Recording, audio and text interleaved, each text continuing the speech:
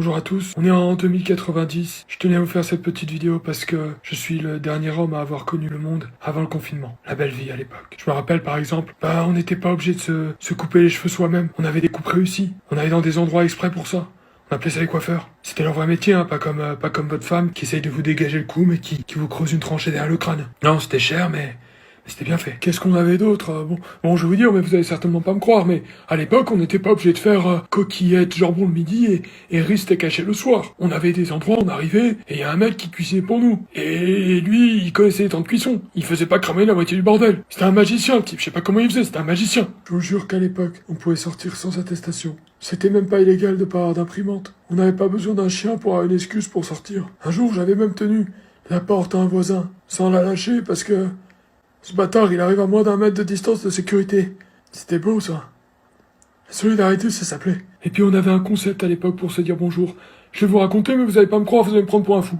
On se touchait carrément les visages l'un de l'autre. C'est-à-dire qu'on commençait d'un côté, de l'autre. Sauf les cons du sud qui commençaient de l'autre côté, on n'a jamais su pourquoi. Comment on appelait ça, déjà? Oh, comment... La bise, voilà, la bise. Puis on avait aussi des endroits pour boire. On se retrouvait entre copains. Pas comme vous, là, les jeunes, par caméra interposée. On allait danser sans se soucier des distances de sécurité. Sauf une fois, une fille qui m'a demandé de partir très loin, mais c'était pas par peur des microbes. C'était ce qu'on appelait la drague lourde. Oh, j'étais fortiche, ça. La drague lourde. Qu'est-ce que j'étais fortiche. D'ailleurs, les jeunes, vous savez quand vous faites vos apéros comme ça par caméra interposée, vous levez le verre et puis vous dites santé. Vous savez d'où ça vient? Ça vient de nous à l'époque. Parce que nous à l'époque, pour trinquer, nos verres ils se touchaient. Et on buvait comme ça, sans nettoyer, juste après. On était fous. On buvait même des fois dans le verre de l'autre. Pour rigoler. On lui prenait une gorgée. Et il râlait pas. Il n'y avait pas de menace de mort. Et puis on avait un jeu à l'époque. Très dangereux. On avait appelé ça la barbichette.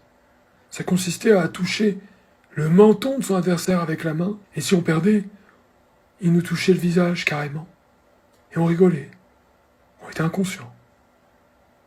Ça vous faisait rire. Oh, puis il y avait un truc. Il y avait un truc extraordinaire. Ça s'appelait le travail. Le travail. On a essayé de le tenir, hein. Quelques semaines, au début du confinement. On a appelé ça télétravail. Et puis c'est devenu télé tout court. Et on gagnait de l'argent à l'époque. Vous avez pas connu, vous, l'argent? C'était une sorte de monnaie avec des billets et des pièces. Ça remplaçait le PQ maintenant, pour acheter des choses. Alors je sais que les plus sceptiques d'entre vous vont penser que j'ai tout inventé. Et je vous jure que ça se passait comme ça à l'époque. Prenez soin de vous les jeunes. Et peut-être qu'un jour, vous ressortirez.